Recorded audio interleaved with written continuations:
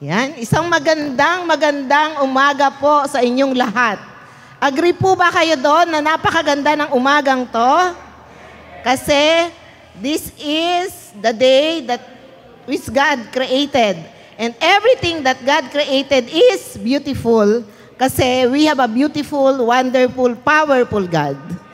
Amen. So ngayon po ay para makumpleto po ang kagandahan ng araw na to, may pinadala po siya sa atin na isang mensahero ng salita ng Diyos. Siyempre po, kung lagi natin kinakain ng adobo, hindi ba nakakasawa? Kakasawa din, no? Kung lagi ang putahe ay sinigang, nakakasawa din, no? Yung paulit-ulit, nakikita nyo ako, saka yung mga homegrown preachers, parang wala na bang naiba? Di ba? Dapat iba-iba naman putahe, amen ba? Para excited. Uy, ibang ulam ngayon. Iba ang ating pagsasalu-saluhan ngayon. Di ba excited yon? Pero I'm so happy and I'm so blessed. Kasi po itong man of God na to ay product din po ng Jesus is our shelter. Kaya nakakatuwa po na habi nga tangkilikin ang sariling atin. Ano po? Dito po siya nakakilala sa Lord.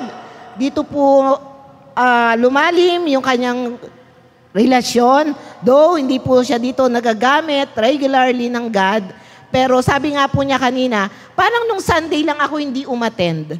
Parang I do remember na lagi ako nandito sa church na to and yung feeling, ramdam na ramdam ko pa. So, parang ilang araw lang daw po siyang nawala. Alam po niyo mga kapatid, sabi nga sa Biblia, may nauuna na nahuhuli at may nahuhuli na nauuna. Yan, amen po doon. Ako po, more than 3 decades na ako Christian, pero parang pantay na lang kami ngayon ng taong to kasi nag-full time po siya sa ministry. So kaya ko po nasabi na may nahuhuli na nauuna, siya po yun, at may nauuna na nahuhuli. Yan, kaya minsan nagpapantay na lang. So, wag po nating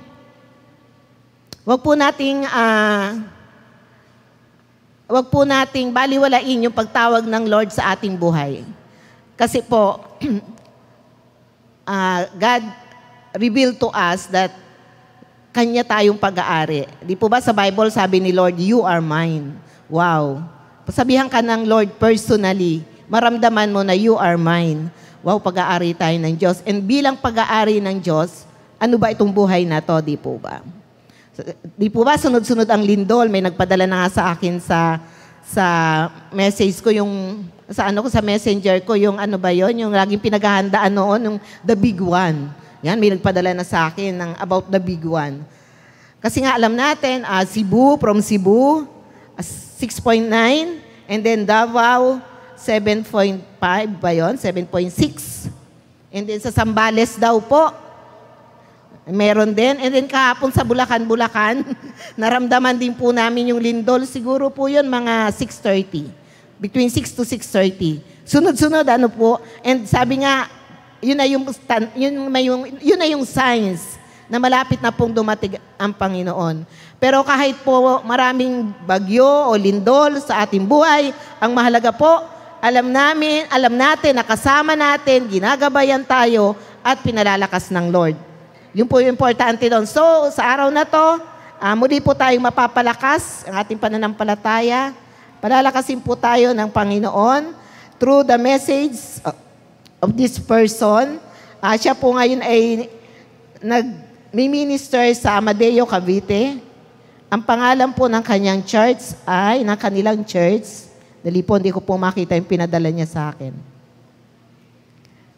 Siya po ay naging Christian dito sa church, dito mismo, sa upuan na dyan, year 2017 daw po. So for now, 7 taon na po siyang anak ng Diyos. Hindi ko po makita ang kanyang talambuhay. Ayan. Ito na po. Naging church coordinator po siya from 2020 to 2025. And then naging worship leader. Kanta ka naman minsan. Naging worship leader po siya. Year 2020 to 2023. And then, naging preacher po siya noong 2022 up to the present po. The name of the church is Only by Grace Christian Fellowship Church. Mga kapatid, atin pong pasalamatan si God sa pagbabalik niya sa atin para maging instrumento ng kalakasan sa bawat isa sa atin. Brother Cloyd Arturo.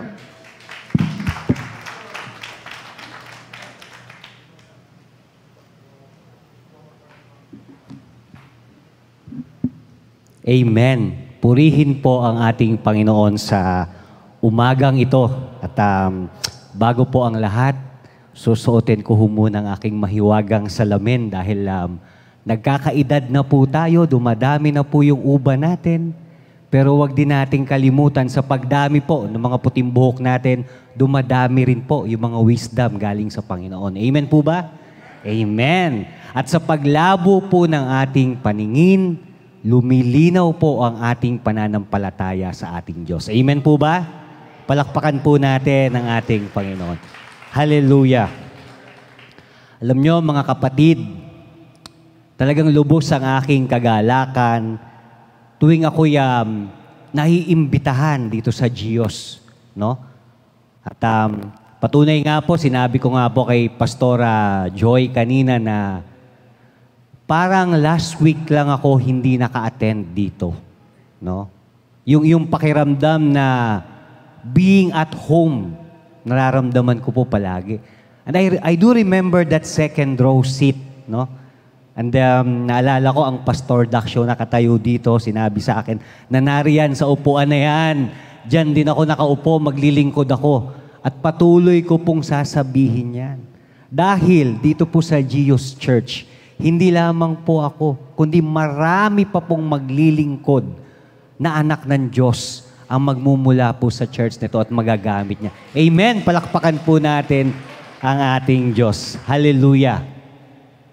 At before po tayo magsimula sa verse na pagbubulay-bulayan natin sa araw na ito, introduction ho muna tayo. Number 1 po, nagsisisi pa po ba tayo sa ating mga kasalanan? Ano pong sagot natin, mga kapatid? Amen. Praise God. Nagpapatawad pa rin po ba tayo sa mga nagkakasala sa atin? Ano po ang sagot? Amen. Kasi kung tayo po'y nagsisisi sa ating mga pagkakasala, humihingi po tayo ng tawad. Hindi po ba? Amen. So, syempre, nag-amen po tayo sa pangalawa. I'm sure dapat mag-amen tayo sa nag-amen tayo sa first and I'm sure dapat nag-amen tayo sa second. At ang third po, nakahanda po ba tayo na magamit o magpagamit sa ating Panginoon? Ano pong sagot, mga kapatid? Amen. Praise the Lord. Brothers and sisters, ang text po natin sa umagang ito ay matatagpuan sa aklat ng Jonas, chapter 3, verse 10. Sige po, kung tayo po may mga daladalang Biblia, pwede po natin buksan at para sabay-sabay po nating basahin ang mensahe ng Diyos sa umagang ito. Kung ready na po, basahin po natin. Sabi po rito, nakita ng Diyos ang kanilang pagtalikod sa kasamaan, kaya hindi na niya pinarusahan ng mga ito tulad ng kanyang sinabi noong una. Purihin po ang ating Panginoon sa kanyang mabubuting salita at ang ating Diyos po ang magpala sa mga nakarinig, nakibasa, lalo na po sa nagsasabuhay ng kanyang mabubuting mga salita. Tayo po lahat ay manalangin. Ama naming Diyos sa kalangitan, muli kami po'y nagbabalik ng pasasalamat sa umagang ito. O purihin ka, sambahin ka, Panginoon, sa mga mensahe na iyong iahayag sa umagang ito. Humihingi po kami ng iyong pagsama at pangunguna, Panginoon. Tanging ikaw lamang po ang maitaas, mapapurihan, Panginoon, sa umagang ito. At ang aming taus-pusong pasasalamat sa tagumpay ng gawaing ito ay tinataas po namin sa ngalan ng iyong anak na si Jesus. Sabay-sabay kami magsasabi ng Amen and Amen. Praise the Lord. Hallelujah. Amen. Ang context po ng mensahe sa umagang ito ay tungkol po ito sa buhay ni Jonas. Ayan. Pinapunta po ni Yahweh si Jonas sa Ninibe upang ipaalam, no, sa mga taga Ninibe na nakarating na kay Yahweh ang kanilang mga kasamaan o kasalanan. No, sa halip na sumunod, ang ginawa po ni Jonas ay sinubukan niya pong takasan si Yahweh. Pumunta po siya ng Tarsis, sumakay ng barko patungo sa Tarsis. Tuloy-tuloy po natin yung istorya ni Jonas. Balikan lamang po natin para lalong higit nating maunawaan ang mensahe sa umagang ito. At sumakay po siya ng barko patungong Tarsis. At nung nakaalis na po yung barko, pagdating sa laot, bumayo po yung napakalakas na hangin. Aba, syempre nakakatakot yun. Nasa barko ka, di ba? Hinahangin ng malakas. Anong kasunod nun, di ba? Paglubog. Natakot po lahat ng mga tripulante at dalangin sila sa kani-kanilang mga Diyos. Si Jonas naman po natutulog sa ibabang bahagi ng barko. At nakita po yun ng kapitan, kaya pinuntahan po siya. Sabi po ng kapitan, "Aba, nakukuha mo pang matulog dyan. Bumangon ka't manalangin ka sa Diyos mo. Baka sakaling maligtas tayo sa tiyak na kamatayan." At yun nga po yun nangyari. Patuloy pa rin na lumalakas yung hangin. Patuloy pa rin na binabayo ng malalakas na alon yung barko. Sabi ng mga tripulante, magpalabunutan tayo. Sila po yung nagpalabunutan at kung sino po yung mabunot na pangalan, yun po yung dahilan kung bakit nangyayari ang mga bagay na iyon. Nabunot po si Jonas, no? At tinanong po siya ng mga tripulante, "Aba, sino ka ba? Taga saan ka ba? At bakit nangyayari ito sa amin?" Sabi po ni Jonas, "Ako po'y taga Hebreo, sumasamba kay Yahweh na tagapaglikha ng langit at lupa." At natakot yung mga tripulante nung sinabi ni Jonas, balak ko kasing takasan si Yahweh sa kanyang pinagagawa. Mga kapatid, habang nagpo-progress po yung story natin, malalaman nyo kung bakit tinangkang takasan ni Jonas si Yahweh. No? At sabi ng mga tripulante, ano yung pwede namin gawin sa'yo para mawala na tong mga hangin na to, tumigil tong mga hangin na to? Sabi ni Jonas, buhatin nyo ko at itapon sa karagatan o sa dagat, no? Hindi po yun ginawa ng mga tripulante. Siyempre, pagpatay na po yun di ba? Sa halip, ang ginawa po nila, pinilit nilang itabi sa dalampasigan yung barko. Subalit, lalong lumakas yung hangin. Lalong lumakas yung hangin, lumaki yung alon. Kaya nanalangin po yung mga tripulante at humingi sila ng tawag kay Yahweh. Sabi nila, "Panginoon, ngayon pa lamang po humihingi kami ng tawad sa gagawin namin sa taong ito. Bagamat hindi namin tiyak na siya'y nagkasala, alam po namin ito'y kaloob ninyo at ito po'y mangyayari." Kaya ang ginawa po ng mga tripulante, natupad yung sinasabi ni Jonas, no? Binuhat po siya, hinagis sa dagat. At nung paghagis sa dagat, mga kapatid, tumila na po agad yung hangin, no? Luminaw na yung tubig sa karagatan. Natigil na lahat ng mga hampas at bayo ng malalakas na hangin na kinakatakutan ng mga tripulante. At namangha po sila at natakot kay Yahweh.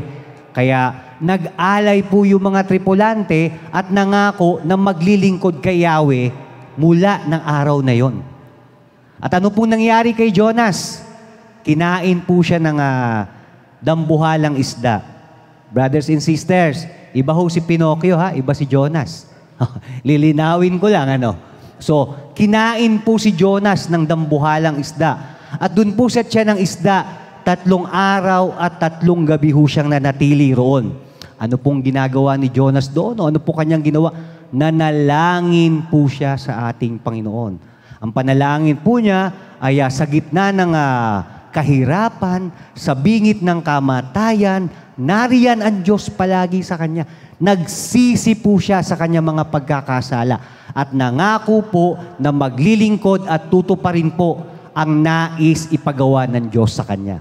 nung marinig ni Yahweh yon, inutusan ni Yahweh yung isda na iluwa na si Jonas sa dalampasigan. At pagkatapos po nyon, tinupad po niya yung utos sa kanya ng ating Panginoon. Nagpunta po siya sa Ninive upang ipaalam sa kanila na 40 days na lang ang itatagal ng Ninive at wawasakin na ni Yahweh. No? Ang Ninive po ay isa sa napakalaking lungsod noong mga panahong iyon. At narinig po yun ng mga tao, wala na pong kaduda-duda. Ang ginawa ng mga tao o mga taga-Ninive, naniwala po sila. Ang ginawa nila, nag-ayuno sila. No? Nagsuot sila ng damit panluksa, humingi sila ng tawad. Nakarating din po ito sa hari ng Ninive. Ano po yung ginawa ng hari ng Ninive? Bumaba po sa kanyang trono, hinubad ang balabal, nagsuot ng damit na panluksa, at nag-ayuno. At ipinarating din niya sa lahat ng mga tao na walang kakain, lahat sabay-sabay tayong magsisi sa ating mga pagkakasala, mag-ayuno tayo. Tao man o alagang hayop. At brothers and sisters, nakita po iyon ni Yahweh. Nakita ng ating Panginoon na tinalikuran nila ang masasamang gawain. Kaya hindi na po sila pinarusahan. Tulad ng sinabi ng ating Panginoon noong una. Brothers and sisters, ang pangyayari po sa buhay ni Jonas ay maaaring nangyayari na po sa buhay natin.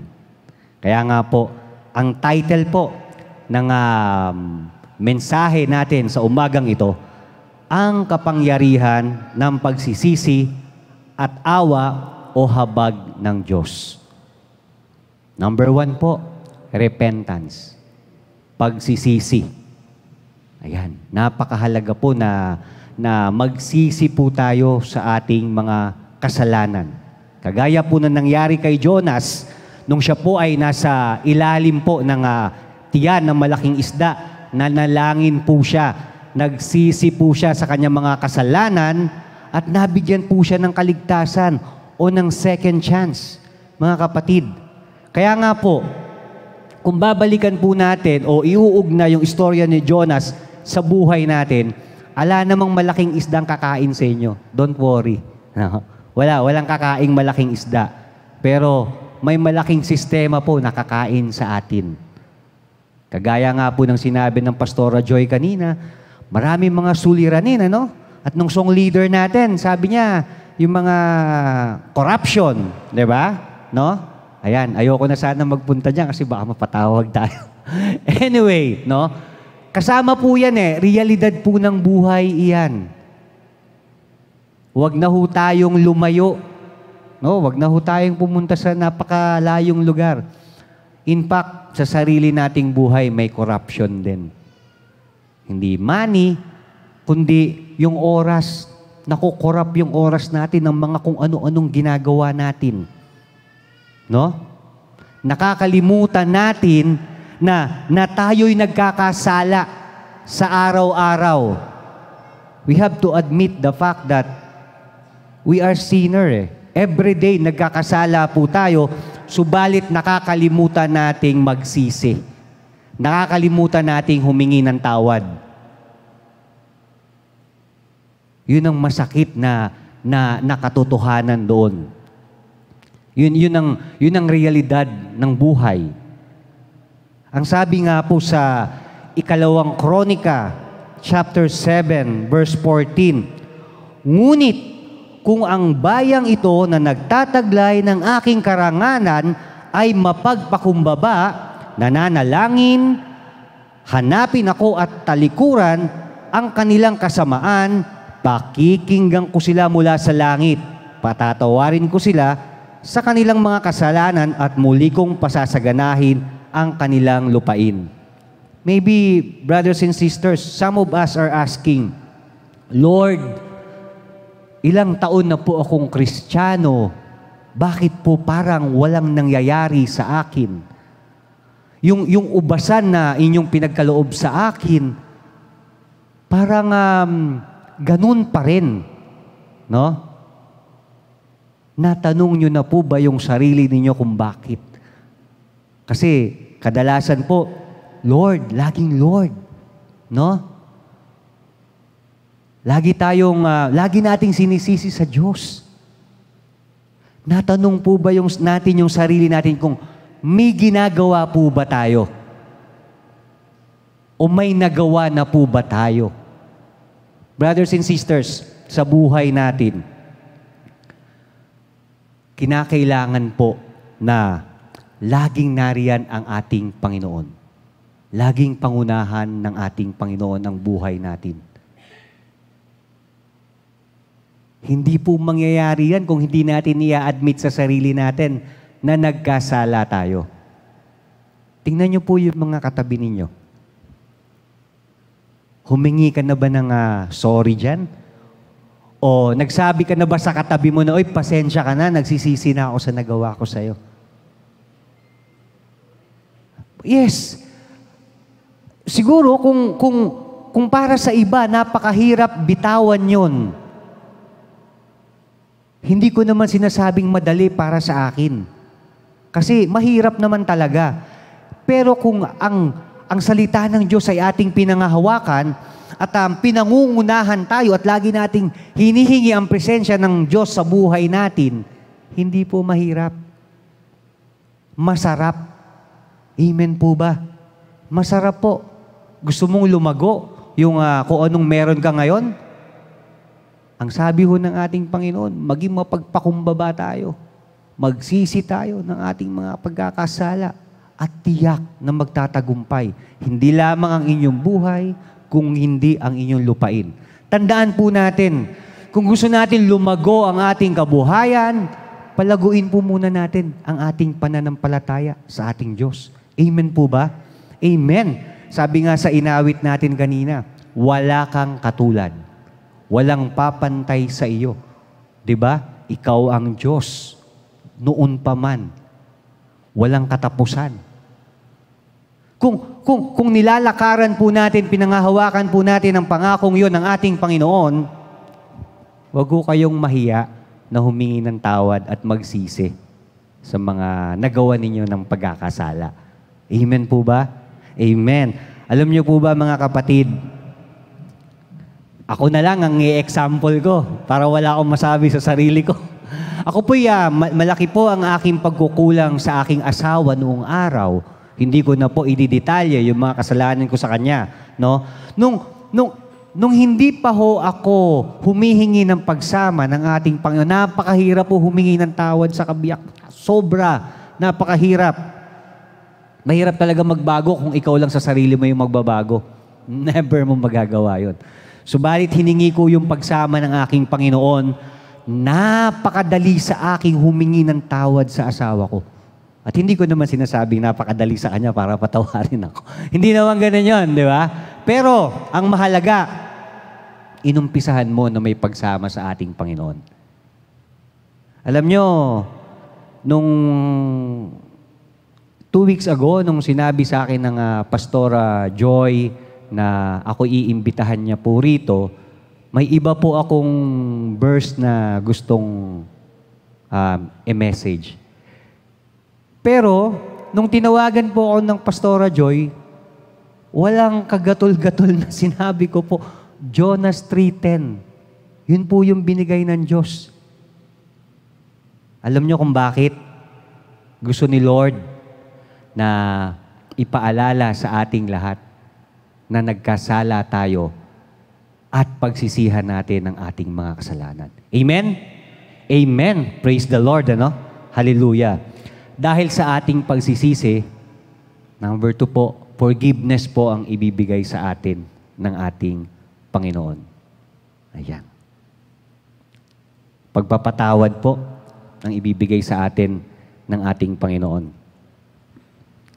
Ang question, ilang beses na ho ba kayong nagbigay ng patawad sa nagkakasala? Baka mas maraming beses pa kayong tumawad para makamura sa bibilhin. Amen po ba? No? Totoo yan, di ba? Reality check. Pero, alam nyo, ano na ako ngayon 45 years old. Ang Pastora Joy, 44. Alam nyo, at habang alam ko po marami pong mas nakakaedad sa akin dito, pero aminin po natin, habang nagkakaedad po tayo, lumalawak po yung pangunawa natin sa mga bagay-bagay. Amen po ba? Amen, di ba? Parang nagiging magaan sa atin yung pagtanggap ng pagkakamali ng iba. Amen po ba? Uwe, di nga. Di ba? Dapat po mga kapatid, pag-aralan po natin na maging ganon. Na habang nagkakaedad po tayo, nagkakaroon po tayo ng malawak na pangunawa sa mga bagay-bagay. Matuto po tayong magbigay. Hindi lamang dapat lagi tayong tumatanggap. Kaya nga po, yung salitang ugat ng forgiveness is forgive, bigay. Di ba? Matuto tayong magbigay. Sisi tayo ng sisi, tapos pag hindi tayo pinatawad, nagagalit tayo. Di ba? Tapos pag sa atin naman humingi ng tawad, ayoko nga. Di ba? Tsura mo lang, di ba? Dapat marunong din ho tayong magbigay. Dahil forgiveness ay hindi po ipinagdamot sa atin ng ating Panginoon. Yung awitin natin kanina, di ba? Jesus, ikaw ang aking tagapagligtas. Ikaw ang hari. Sabi sa awitin. Balikan po natin yung John 3:16. Napakagandang mensahe po sa atin ng ating Panginoon, di ba? Ngunit ganun na lamang ang pag-ibig sa atin lahat ng ating Panginoon, kaya ibinigay niya po ang kanyang bugtong na anak. Upang, kung tayo mananampalataya, magkakaroon tayo ng buhay na walang hanggan. Amen. At ang kasunod po nito, napakaganda no? Pinadala niya po ang kanyang bugtong na anak, hindi para hatulan o parusahan tayo sa ating mga pagkakasala, kundi tayo ay para mailigtas. Amen. So, ganun tayo kamahal ng ating Panginoon. Nais niya na maligtas tayo. Ngayon, mga kapatid, kung walang forgiveness sa puso natin, mabigat para sa atin yung kaligtasan. In order for us, to accept yung pinangako ng ating Panginoon na buhay na walang hanggan, dapat matuto rin ho tayong magbigay. Matuto rin ho tayong magpatawad. Dahil ina-accept natin that lahat tayo na nagkasala, dapat lahat din po tayo handang makinig, handang magbigay ng tawad. Dahil ang ating Panginoon po ang author niyan. Amen po ba? Ang ating Panginoon po ang nagpakita sa atin ng kanyang pag-ibig. Ano po yung nangyari kay Jonas nung nasa tiyan po siya ng dambuhalang isda? Nanalangin po siya sa ating Panginoon. Humingi po siya ng tawad at pinatawad po siya ng ating Panginoon. Hindi lamang si Jonas, yung mga taga Ninive. Di ba ang sabi, after 40 days, wawasakin yung Ninive. Pero nakita ng Panginoon yung paghingi nila ng tawad Di ba? Pati yung hari nila. Bumaba sa trono, hinubad yung balabal, humingi ng tawad, nag-ayuno, nagsuot ng damit na pangluksa, pinatawad ng Diyos. Tayong lahat na nandito na nagkasala ay pinatatawad na rin ng ating Panginoon. Kaya kung ano man yang bigat sa mga puso ninyo na binibitbit sa oras na ito, release. Diba? Release. Magpatawad. Ayan. Magpatawad bago tumawad. Ayan. Diba? Brothers and sisters,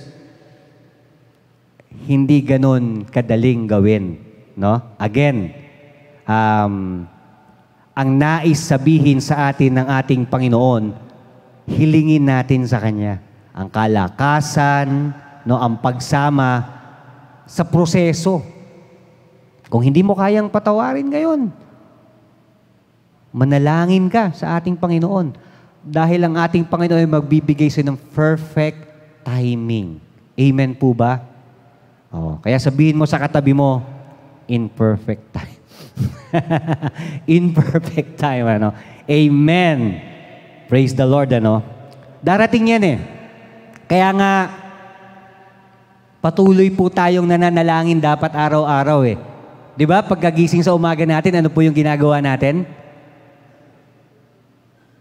Na pinapatay yung alarm, kine-check yung messenger, ganun ba? Ano po yung ginagawa natin? Thank you Lord agad, di ba? Thank you Lord. Ayan, no?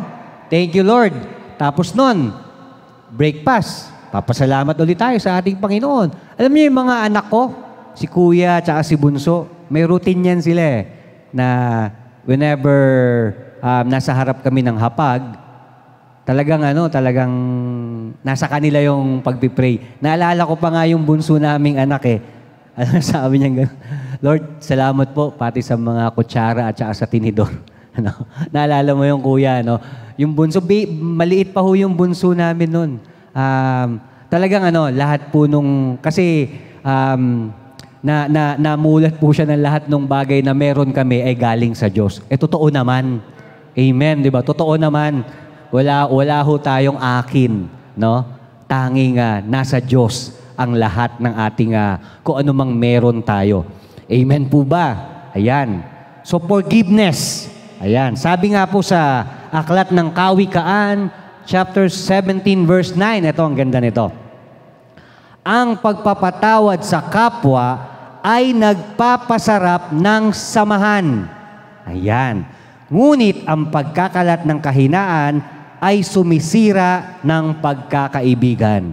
Ayan, di ba? So, the more na natututo tayong magpatawad sa kapwa natin, the chances na gumanda, humaba yung samahan, no? Yung grupo. Alam nyo kami ni Pastora Joy, I don't even remember na sumama yung loob ko kay Pastora Joy eh. Hindi dahil hindi dahil sa kasi nung araw po, nung ini-invite ako ng Pastora Joy dito sa church, no. Dumating po yung panahon na naging Jonas ako. Tinaguan ko 'yan. Pati yung shoes ko, yung sleeper ko, pinasok ko sa bahay namin. Tapos yung may sasakyan po ako na pinahiram ng kumpanya namin, pinark ko po sa malayong lugar para sabihin niya, ay wala. Diba?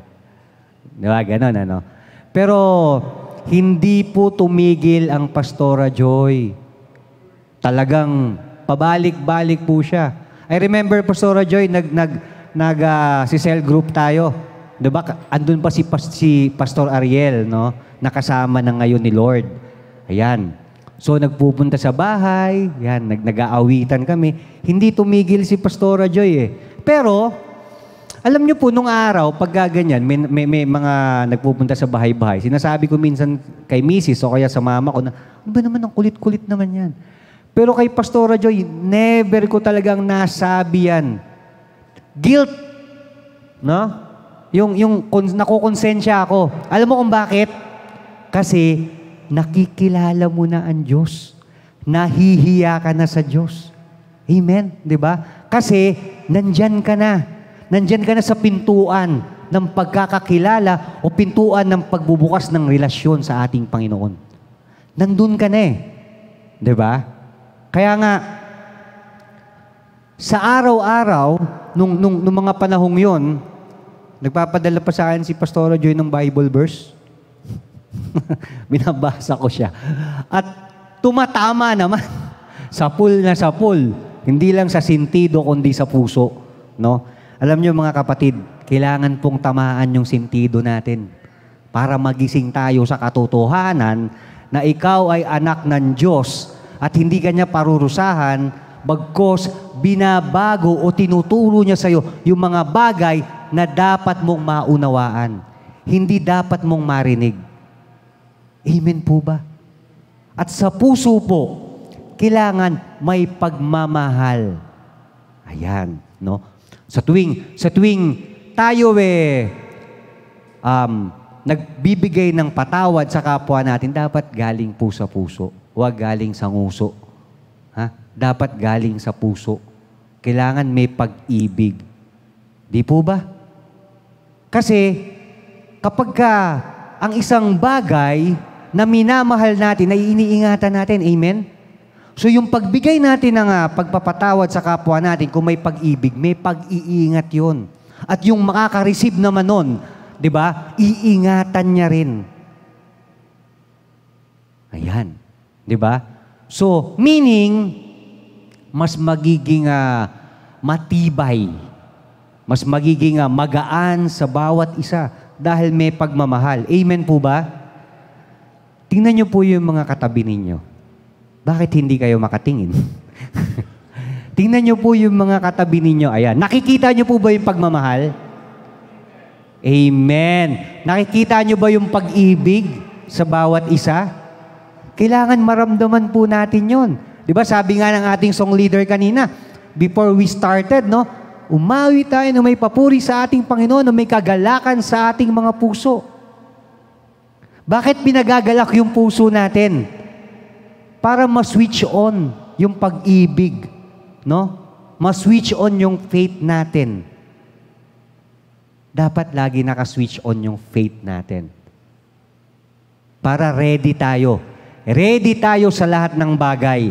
Ready tayo na maunawaan ang salita ng ating Panginoon. Ready tayo i-accept yung ating mga pagkukulang. Amen po ba? Amen. Praise the Lord. Hallelujah. Ngayon, pangatlo, grace. Ayan. Biyaya mula sa ating Panginoon. Ayan. Sabi nga po sa Hebreo 4, chapter 16, kaya't huwag kayong mag-aatubiling lumapit sa trono ng mahabaging Diyos upang makamtan natin ang habag at pagpapala na tutulong sa atin sa panahon ng ating mga pangangailangan. Paano po natin makakamtan yung biyaya mula sa ating Panginoon? Lumapit po tayo sa ating Panginoon. Paano po lumapit sa ating Panginoon? Manalangin po tayo. Magdasal tayo tuwing umaga, magdasal tayo o manalangin sa bawat oras, magpasalamat tayo sa ating Panginoon. Nananalangin po ba ang lahat araw-araw? Amen. Praise the Lord. Ano? Kasi may isa pong church na tinanong ko, nananalangin mo, may sumugot, dalawa, hindi. At least honest sila. Ayan, ano. So, napakasarap po kasi na may salita tayo ng ating Diyos sa araw-araw. Lahat ho ba tayo dito may Biblia? Ayan. Saan po nakalagay yung Bible natin? Saan po nakalagay? Nabubuklat naman po ba natin? Ha? Halo-halo naalala ko yung unang-unang Bible na binigay sa akin ni Pastora. Buhay pa, Pastora, yung binigay mo sa akin Bible at na doon yung message mo. Yun ay naalagaan ko. No? Doon ko unang nabasa. No? Actually, nung bata pa ako, nagbabasa naman ako ng Bible. Yun nga sabi ko kay Pastora Joy. Nung bata pa ako, kilala ko ang Diyos, pero wala akong relasyon sa Diyos. No? Dito sa Diyos, nakilala ko at naranasan ko yung pagmamahal ng ating Panginoon. No? Nagkaroon tayo ng relasyon sa ating Panginoon. Yun. So going back po, yung Bible po natin mga kapatid, hindi pa ho nauuso yung tablet. Yan ho yung mas matindi pa sa tablet. No? Yung Google, di ba? Hindi pa naiimbento yan, may Bible na. Covered po ng Biblia lahat ng knowledge na nasa internet. Amen po ba? Amen. Na-predict po ng ating Panginoon from 2,000 years yung mga kaganapan sa buhay natin, sa buhay mo. At araw-araw po, tuwing binabasa mo yung salita ng Diyos, iba-iba po yung mensahe sa'yo ng ating Panginoon. There are more than 300,000 promises po mula sa ating Panginoon. Nasa Bible lamang po ninyo yan mababasa. Kung hindi po kayo nagbubukas ng Biblia, nalalampasan ninyo yung pangako ng ating Panginoon. Malaking panghihinayang mula sa ating Panginoon. The opportunity to learn, no? Yung mga promises na kayang ibigay ng ating Panginoon. Alam nyo, brothers and sisters, ngayong araw na to, lahat naman po tayo may kanya-kanyang plano. Di po ba? No. At ako nga, napakalayo pa. Tinanong sa akin ni brother kanina, no? Actually, 3 po yung nagtanong, anong oras ko umalis sa inyo? 4:30. At saka si sister, 4:30 a.m. ako umalis sa amin kasi kami po yung General Trias, Cavite, na malapit po sa Tagaytay. So, parp lang, no? So, in order to us na, na makarating ng maaga, kailangan po talaga kaming mag-start ng maaga, no? Siyempre, unang-una, para hindi ka stress sa traffic, di ba? Nandito ka ng mas maaga, prepared ka, di ba? So, pwede ko naman sabihin kay Pastora Joy na, Pastora, meron akong ibang meron akong ibang obligasyon eh. Subalit, dito ako inassign ni Lord. Ngayong araw na ito. At hindi lang po ito patungkol sa akin. Patungkol din po ito sa inyo. Kaya kayo narito kasi dito kayo gustong makita ng Diyos. Amen po ba? Amen. Bakit tayo pinagsama-sama ng ating Panginoon dito? Para sa mensahe niya ngayong umaga. Baka ako, nakakalimutan ko rin magsisi sa mga kasalanan ko. Di ba? Di naman porket ako yung nagsasalita, exempted ako. Walang exempted dito. Habang sinusulat ko, ginagawa ko iyon. Lord, sorry. No? Talagang dumaan sa mga oras na nakalimot ako at nagkaroon ako ng pagkakasala. No? Kaya nga, na-remind ako na, mag-sorry ka kay Lord. At yun yung gusto ni Lord sa umagang ito. Kaya ka nandito, mga kapatid, no? Kasi ibibigay sa ni Lord yung grace, yung biyaya. Paano? Magsisi ka muna sa pagkakasala mo. Sabi ni Lord, di ba? Second, magpatawad ka sa nagkasala sa'yo. And then yung third, yun na yun, yung biyaya darating sa buhay mo. Kaya, ready po ba kayo na humingi ng tawad sa ating Panginoon? Amen. Sana mas malakas to. Ready po ba kayo magpatawad sa nagkasala sa inyo? Yun. Mga kapatid, ngayon pa lamang, kumikilos na po ang ating Panginoon. At ihanda nyo na po yung sarili niyo sa mga biyayang dadaloy po.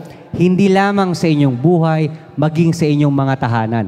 Hindi po ako ang nangangako dito ang ating Panginoon po dahil nasa mensahe po iyon.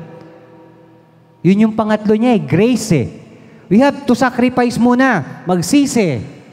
No? Lunukin yung pride, magpatawad. Ayan, pagka nalinis na lahat yung mga sisidla natin, diyan na dadalo yung biyaya mula sa ating Panginoon. Kaya nga, huwag tayong mag-atubiling lumapit sa ating Panginoon. Lumapit tayo sa Kanya na humingi ng kalakasan sa lahat ng oras. Dahil ang ating mga pangangailangan araw-araw, mga kapatid, ay dumadami, lumalaki. Amen po ba? Bumibigat. Amen po ba? Dumadami yung problema. Amen po ba? Dapat lumalaki rin yung pananampalataya mo. Hindi naman po pwedeng yung problema mo. Diba? Ganyan kalaki yung problema mo. Tapos yung pananampalataya mo, ganon. Di ba? Hindi naman po pwedeng ganon. Dapat palakasin mo rin. Palakihin mo yung pananampalataya mo. Dahil magmimistula kang liwanag, hindi lamang sa sarili mo, kundi pati sa iyong sambahayan. No? Kaya nga, yung iba sa atin, halimbawa, galing sa church, umuwi sa bahay. Siyempre, reality, hindi naman lahat nung nasa sambahayan nagpupunta sa church, di ba, brother, no? Minsan may naiiwan talaga di ba? Ano ba dapat ang maging reaksyon natin kapag tayo nang galing sa church? Ganito ba dapat? Kain ka na ba? Okay, pagkain ba? Ganun ba? Parang sasabihin ng mga kasama mo, ano ba to si mami o si daddy o si tito, si tita? Galing sa church pero parang galing sa sugalan. Di ba? Paano ba dapat? Kung galing tayo sa church, dapat meron tayong magandang balita laging sinasabi. Sa kanto pa lang, pagbaba mo sa jeep, nakita mo yung kaalitan mo. Bro, kung ano man yung nangyari sa atin nung nakaraan, pagpasensyahan mo na ako At humihingi ako ng tawad. Ngayon, kung ikaw din sa akin, pinapagpasensyahan na rin kita. Nadadagdagan, di ba? Lumalaki. Lumalaki yung room natin, no? Kasi the more na marami tayong kagalit, sumisikip yung mundo natin, sumisikip yung dibdib natin. Amen po ba? Pero nagbabawas tayo ng load, nagdadagdag tayo ng kaibigan, nagdadagdag tayo ng pag-ibig, lumuluwang. Pati yung paghinga natin, lumuluwang. Amen po ba? So dapat ganun po yung nakikita sa atin. Pagka tayo galing dito sa Diyos, pag-uwi natin, no, magliwanag yung mukha ng Diyos sa buhay natin. And speaking of Diyos, mga kapatid, mapalad po kayo. Dahil itong tahanang ito na ginawa ng Diyos para sa inyo ay nananatili at mananatiling nakatayo. Kapatid, huwag na ho kayong pumunta kung saan-saan. Narito ang tahanan ng Diyos. Kung ako nga galing Cavite, pumunta pa rito sa Diyos, no, na minamahal kong church, kayo pa kaya na nandito lamang? Hindi nyo na kailangan maghanap pa ng iba sapagkat dito kayo nilagay ng ating Panginoon. Sa ayaw nyo at sa gusto, katulad ni Jonas, dito pa rin. Dito kayo nakatakda, dito kayo itinakda, at dito kayo katatagpuin ng ating Panginoon. Amen. Palakpakan po natin ang ating Diyos. Hallelujah. Brothers and sisters, punta po tayo sa key lessons, no, ng verse natin. Number 1, ito, i-absorb nyo po ito, ha? Number 1, God has something to say to you, but you have to make yourself available to receive it. May sinasabi o nangungusap ang Diyos sa'yo, kapatid. Baka na-overcome lang yan ng mga problema mo. Pero nakikipag-usap na ang Diyos sa'yo. Ihanda mo ang sarili mo. Maging sensitive ka kung ano yung mensahe ng Diyos sa buhay mo. Makinig ka sa ating Diyos. Manalangin ka. Huwag mo nang pangarapin na lunukin ka ng malaking isda para lamang manalangin sa ating Panginoon. Maraming pagkakataon sa buhay natin na maari tayong makipag-usap sa ating Diyos. Kaya ngayon pa lamang, mga kapatid, tandaan nyo, nangungusap ang ating Panginoon sa inyo. Number 2, you are called by God to do something meaningful in life. Never lose sight of that. Tandaan ninyo, kaya kayo nandito, tinawag kayo ng Diyos. Kaya kayo dinala ni Lord dito sa Diyos at naging mga workers kayo dito sa church dahil may nais yung Diyos na ipagawa sa inyo. Wala kayo dito for attendance lang. Nandito kayo para maglingkod, isabuhay ang salita ng ating Diyos. Alam nyo, mga kapatid, sabi nga ni Pastora Joy, yung nauuna, nauhuli, I consider myself as nauhuli pa rin. Dahil para sa akin, no, marami pong mga mensahe ng ating Panginoon. Kagaya ng ating Pastora Joy na nagamit sa buhay ko. Gusto ko rin pong maging Pastora Joy sa iba na magamit ng Diyos. Di ba? At maaaring yun yung mensahe ni Lord sa akin sa umagang ito. Kaya niya ako tinawag dito na kung ano man yung ginawa sa iyo ni Pastora Joy, gawin mo. At maaaring para sa inyo rin pala yun. Hindi nyo lamang po napapakinggan. Baka sinabi na ni Lord to sa iyo last week, last day. Buksan po natin yung pag-iisip natin, unawain po natin. Tandaan po natin, narito kayo, hindi lamang sa attendance, kundi may nais ang Diyos na ipagawa. Meaningful, ha? Meaningful. Hindi yung walang kahulugan, kundi gusto ng ating Panginoon, may mabigat, may kakaiba, na napakagandang bagay na mangyari sa buhay mo. Maging ready ka lang. Ihanda mo yung sarili mo. Dahil ang pangatlo, ihanda nyo yung sarili nyo dahil don't let fear sabotage the mission God has planted in your life. Ngayon pa lamang, may magandang bagay na nakalaan sa'yo. Pero dumating yung problema, dumating yung takot, dumating yung ganyan, dumating yung ganon, dumating si kumare, kaya hindi nakapag-church. Di ba? Na-invite sa birthday, hindi nakapag-church. Don't let those things sabotage, no? Yung mga plano mo, yung araw na pakikipagtagpo mo sa Panginoon.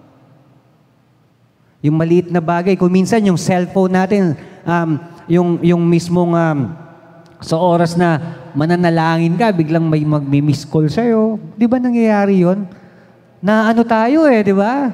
Uy, nadidistract tayo. Yun na pala yung yun na hinihintay kong loan ko. Di ba? Tapos may palusot pa. Hindi magagalit si Lord. Pinanalangin ko nga sa kanya tong loan na to Di ba? Let's be honest, may ganon. Di ba? Yan, maging tayo Maging open tayo. No? Open tayo sa mga pagkukulang natin at handa tayong balikan ito. No? Pagsisihan. At tanggapin sa atin na ano man ang mangyari, kung ano man yung nais ng ating Panginoon sa buhay natin, yun ang mangyayari dapat. Amen po ba? Binubuksan po ba natin ang ating buhay sa ating Panginoon?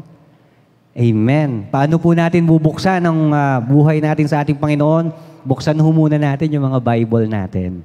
Di ba? Dahil sa tuwing binubuksan natin yung Biblia natin, hindi lamang po yung libro o yung buhay natin yung binubuksan natin, kundi yung tahanan natin, no? Na pumasok yung banal na Espiritu sa ating buhay, sa ating tahanan, at makamtan po natin yung kanyang ipinangakong buhay na walang hanggan. Paano natin malalaman yon? Basahin po natin yung Bible. Amen po ba? Amen. Hallelujah. At sa mga nagsiserve po dito sa church, ito po, it's not about the service you render, but the love you put into it. Kapatid, hindi dahil naglilingkod ka, ikaw na ang bida. Tandaan po natin, ano po ba yung nararamdaman mo? Ano po ba yung feeling mo habang naglilingkod ka sa ating Panginoon? Hindi ho mahalaga yung yung attendance mo. Ang mahalaga po yung willingness to serve God, to serve others, no? To serve yung mga kapatid ninyo.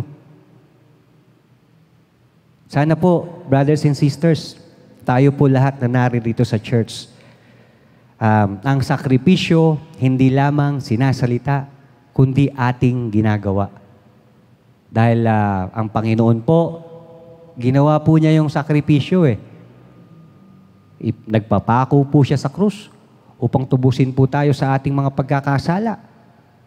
Napakaliit lamang po ng sakripisyo na ginagawa natin. Ang nais lamang niya, magsisi po tayo sa ating mga pagkakasala, magbigay po tayo ng tawad sa nagkakasala sa atin, at maging ready po tayo na magpagamit o paggamit sa ating Panginoon. Hallelujah. Sige po, tayo pong lahat ay manalangin. Diyos, Amang Banal sa kalangitan, muli kami po ay nagbabalik ng pasasalamat sa inyo. Salamat po, Lord, sa mensahe po. Sa umagang ito, purihin ka, sambahin ka po. Lord, kami pong lahat ay nagsisisi sa aming mga pagkakasala, sa isip, sa salita, at sa gawa. At tulad nga po, Lord, ng inaawit namin kayo po ang hari, kayo po ang Diyos, kayo po ang hari ng mga hari, nagbibigay ng kapatawaran. Wala pong katulad ng inyong kadakilaan, Panginoon. Salamat po, Lord, sa pagbibigay ng tawad sa amin. Nawa, Panginoon, bigyan niyo po kami ng kalakasan na magbigay ng tawad din sa mga nagkakasala sa amin. Tunay nga, Lord, na with your presence, Panginoon, kami nagkakaroon ng malawak na pangunawa sa mga bagay. Without you, we're nothing, Panginoon. Kayo po ang nagbibigay sa amin, Panginoon, ng lahat ng aming kailangan.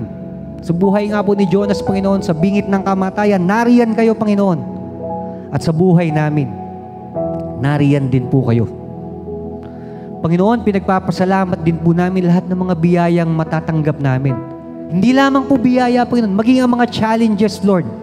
Mga challenges na magpapataas po ng antas ng aming pananampalataya sa inyo. Maraming salamat, Lord, sa mga ubasang ibinigay ninyo sa amin, sa kalakasan, Panginoon. Maraming salamat din po, Lord, sa mga taong ginagamit ninyo upang kami makakilala sa inyo. At Lord, bukas po ang aming mga buhay na magpagamit sa inyo. Panginoon, ang amin pong taus-pusong pasasalamat sa mensahe. Kayo po ang maitaas, kayo po ang mapapurihan, Panginoon. At aming taus-pusong pasasalamat, itinataas namin sa iyo lamang, Ama. In Jesus' name we pray. Amen and amen. Sa Diyos po ang papuri, mga kapatid. Salamat po.